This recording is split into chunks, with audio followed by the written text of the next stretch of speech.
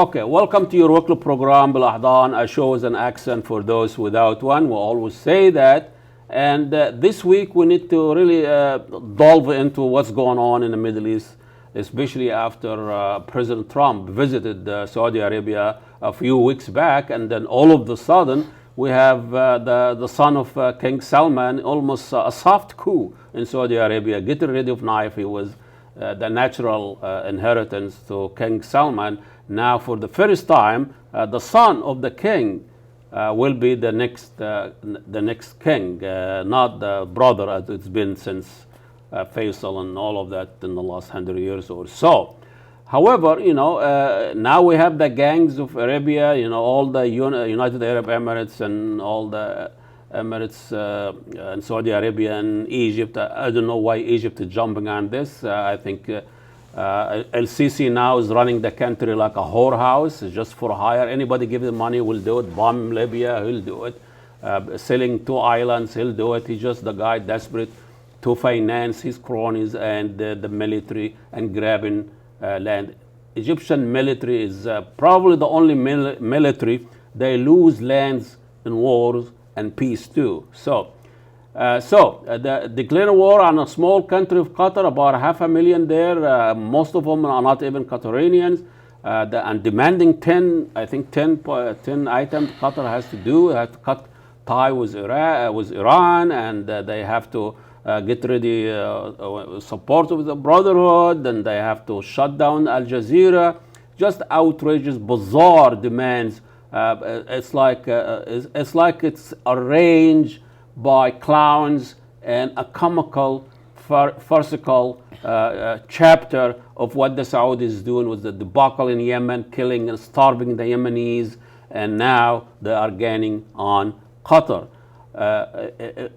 In the background of all of this, the real conflict between Saudi Arabia and Iran, and Iran is now, they want to exercise their interest and their power in the Arab world. They are involved in Iraq, involved in Syria, Afghanistan away. So Iran now, they have a saying for what's going on in the Arab world, and the Saudis and the Iranians, everybody wants to restate their role as the champion of the Sunni tribe, and the Iranian are the Shia tribe. Is this really the real conflict in the Middle East? Jay Shahidi is with the United Nations Associations, and he is thinking it is an otherwise. Welcome to Bilahdan, Jay. We talked about this before, and we hear a lot about what the Arab thinks and what the things.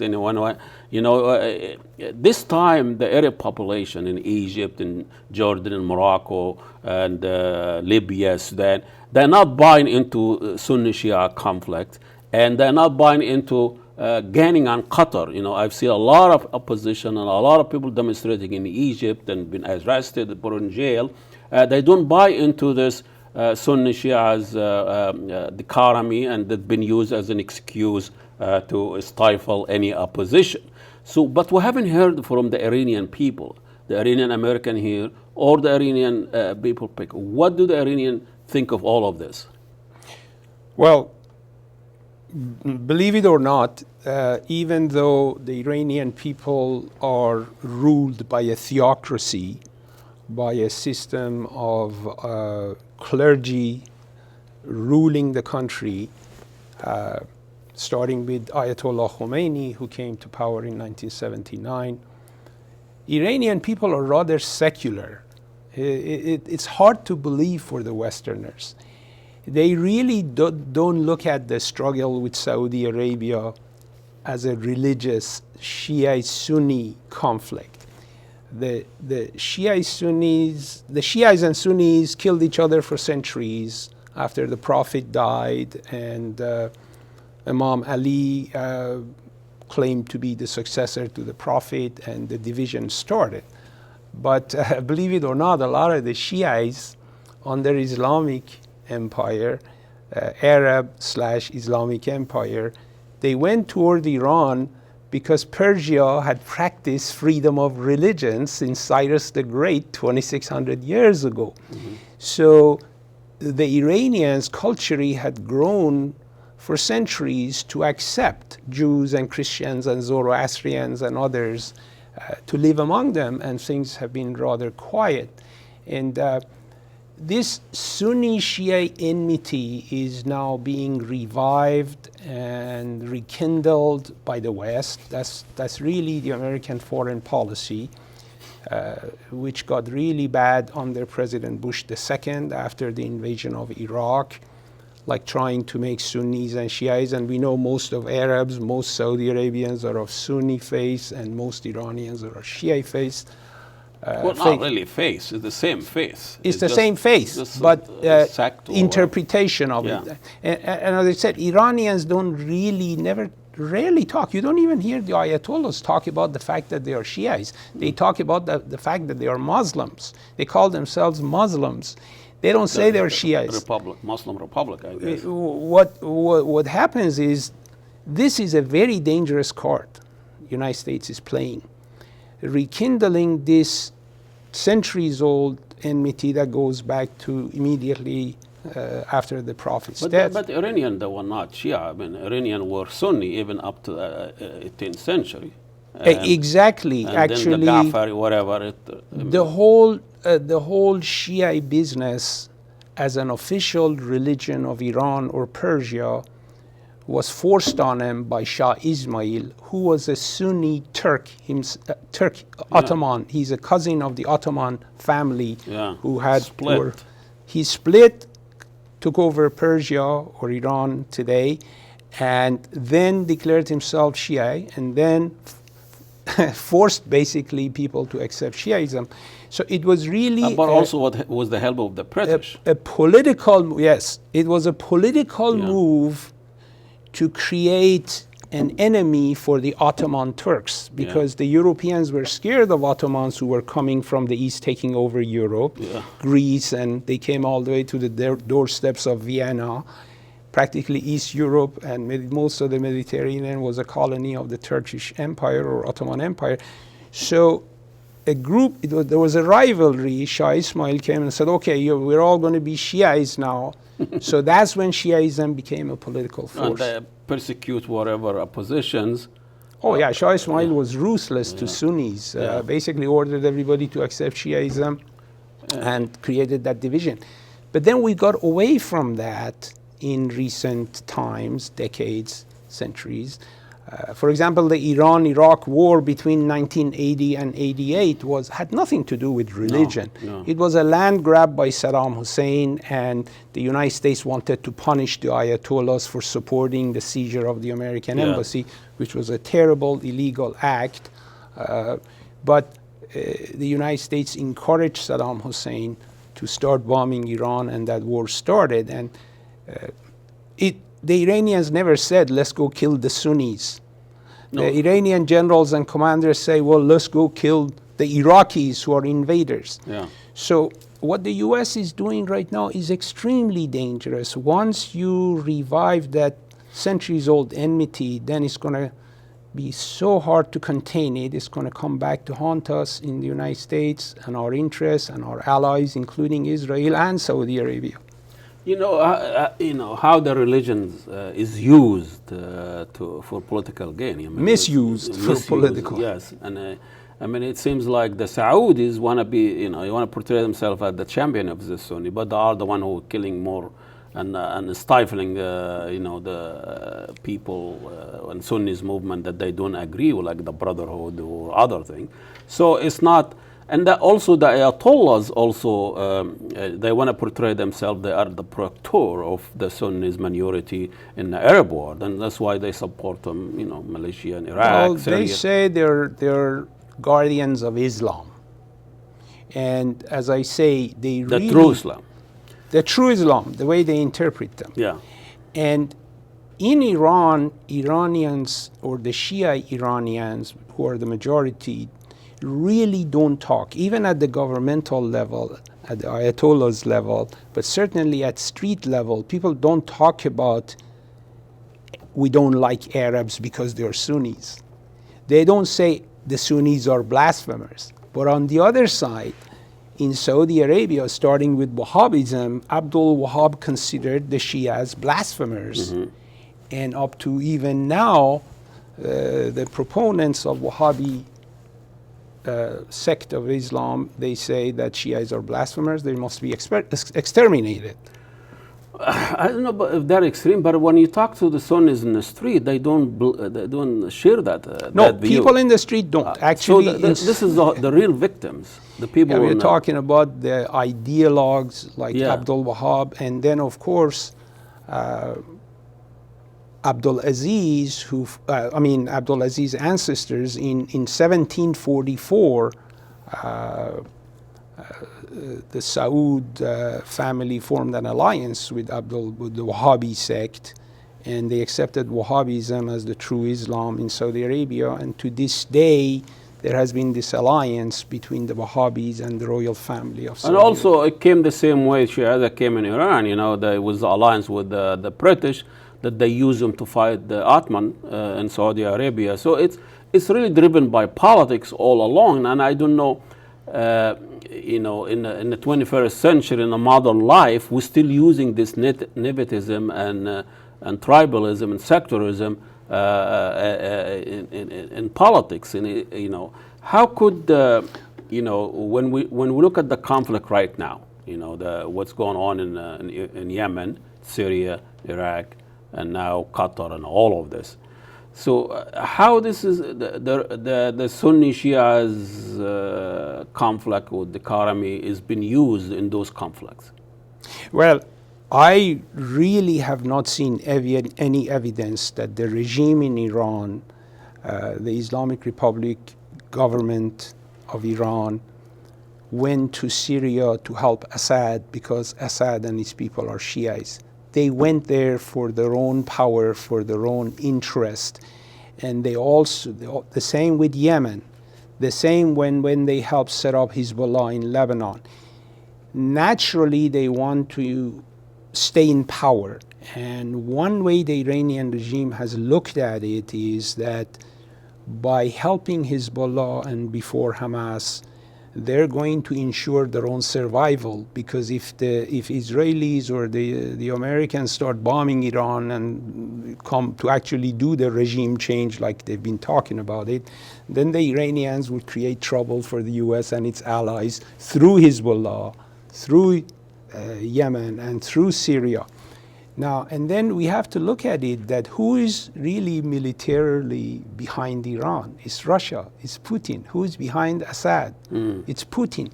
So this whole happening is so dangerous because it could lead to a US-Russia prolonged war.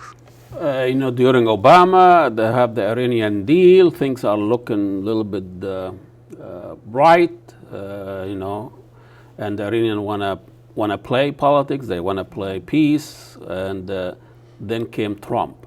How the Trump factor is affecting Well, this? for one thing, I think President Trump personally admires dictators and dictatorships, and he even admires Putin, who is really a nemesis right now. But secretly, he likes Putin. Or not secretly anymore either. Tweeting. And he likes really all the strongman dictator type. And he likes the Saudi royal family for not only that reason, but for money. Because the United States is making a lot of money. Get the oil sold to the world and bring the most of the money that Saudi Arabia makes from selling oil to the whole world comes to the United States, buying weapons. And now American companies are there, and this Prince Salman, Mohammed bin Salman, he's building the largest Disneyland and Las Vegas in Saudi Arabia, so American companies want to get the contracts there. And Trump family and Kushner family, his son-in-law, are in real estate development. So there's a lot going on personally as well as at company level that Saudi Arabia is good for America right now from a financial point of view.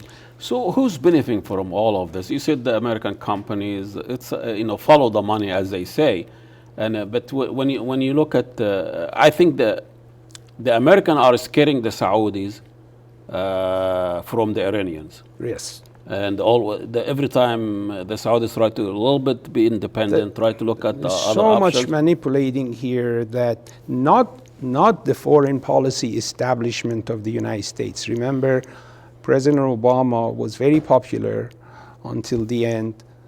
President Clinton went as one of the most popular presidents.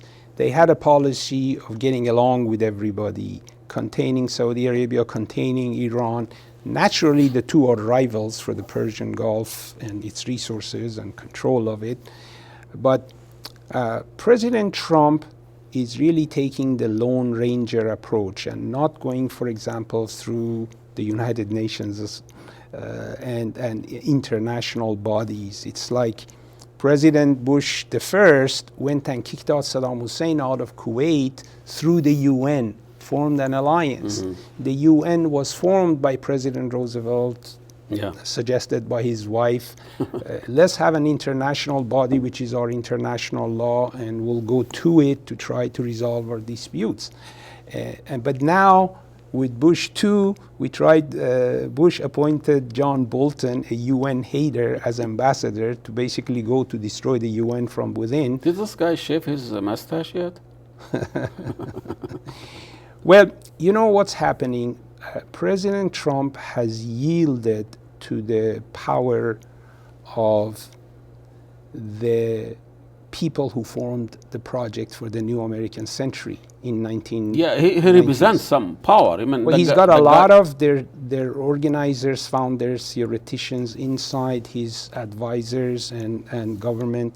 These are the people who believed that after the fall of the Soviet Empire, it's America's turn to rule the world. Yeah. In 1990s, they came up with a list of 7 countries to either militarily attack or do a regime change. And Iran and Korea are the only ones left.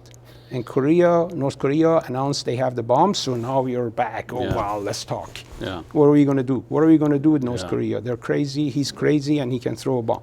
But Iranians never intended to have the bomb. There is no evidence they did, and they announced it. They kept everything transparent.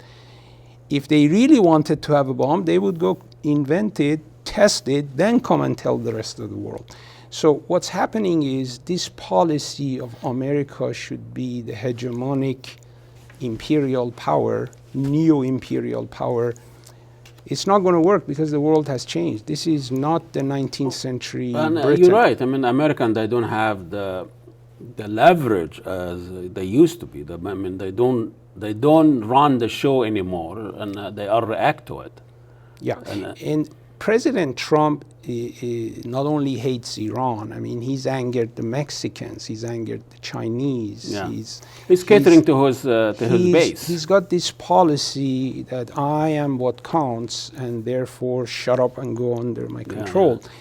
And I don't think the world is going to buy that, and people are willing. And I hope the violence is not going to get any worse. No, but you can see the Iranian, the European, rethinking the whole relationship between the role of Americans in Europe. That's why at least John Kerry and President Obama went through diplomatic channels, trying to talk, trying to engage, trying to reason.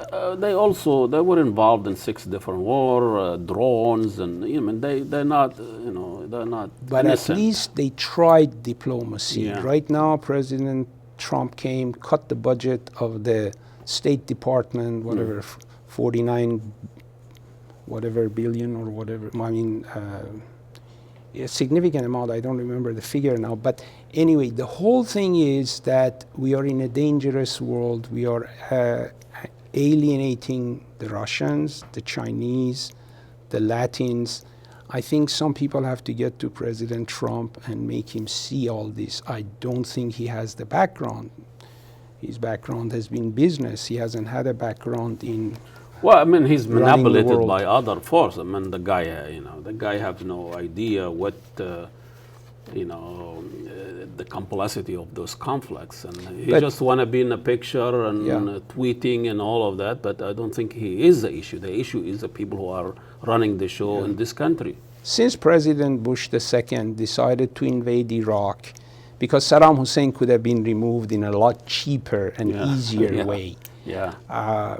I came to the conclusion, so did some other news watchers, that The policy of some people in the United States who are now close to Trump, these people have wanted to create chaos in Islamic world, in Arab world, because they think that's good for America and that's good for Israel.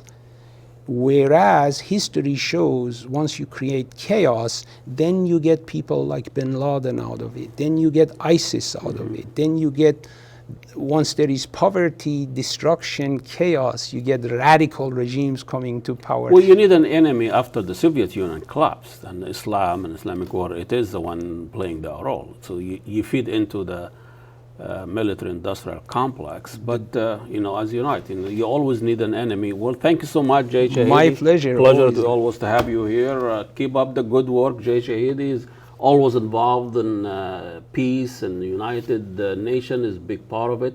He represents, the United Nations chapter here in Minnesota, and also internationally, well-traveled, well-spoken. Thank you. And we'll see you next week. Assalamu alaikum, and God bless you all.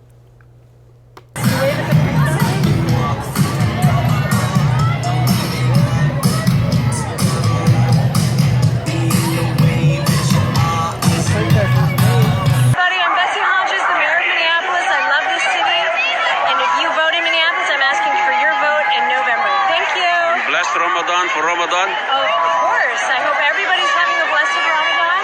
I hope the month has been very holy and that you've learned what you needed to and that you've been able to celebrate it with each other at the end of the day. They're going to break their fast very soon. Yes, and enjoy it. Well, thank you. The dates are as tasty as they've ever been. Thank you. Good luck. Thank you. Your sale. Thank you. What should I vote for you? What? Should I vote for you? Okay. Whatever you do, and I'll vote for you. Is the guy in the Oh my the God, White House. guns. So we are, guns, exactly. Oh, don't reach for your gun. Don't reach for your gun, sir. Guns, that's right. Don't reach for it. And then there's our apprentices It's right a up real there. gun? What's that? It's a real guns? Yes. Oh, yeah. Really? Yes. And you parading here? My Oh, yeah, we're not shooting them like that. Well, you're not getting shot, right? Hey, baby. We pick our parades, Okay, thank you. so then we use this in the background. Do you think that's a white privilege? No. No? You have the right, you have the license and everything? Oh, yes. Thank you, sir. Thank you. Appreciate that. No, we support everybody. Thank you. Everyone is all. That's the whole idea of the parade, isn't it? Yes. It brings us together as community. That we need to know That's what we want to do in St. Paul's. We want to bring all the community together. We're all the same. Let's just Isn't go it have something? fun. Isn't it something? It is. And we need to be familiar with guns and know how to use it and all of that, right? Be careful with them. Respect them. Okay. Thank you so much. You have two of them. On me, yeah. One wasn't enough, huh? It's just a parade, you know. It's all for fun. It's all for show. Okay. Have a good parade. I'm good. Thank you, sir. I hope that's for everybody.